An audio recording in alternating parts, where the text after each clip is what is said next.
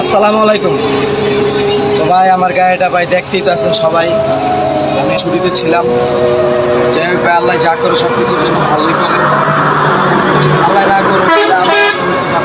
যাই হোক ভাই, আল্লাহ যা করে সব কিছুর জন্য ভালোই করে। আমি হয়তো ছিলাম না, তবুও আমার হাতে হইতে পারতো আমি যদি থাকতাম।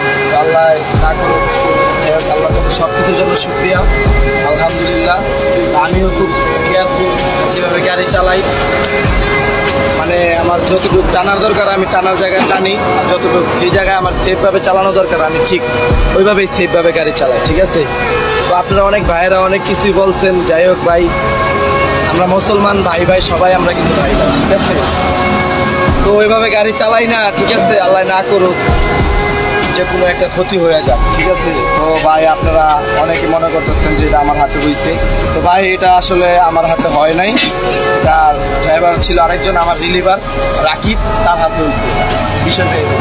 আল্লাহ না করুক অ্যাক্সিডেন্ট আমার হাতে হইতে পারতো। যাই হোক, আল্লাহ যা করে সব কিছুর জন্য ভালোই করে।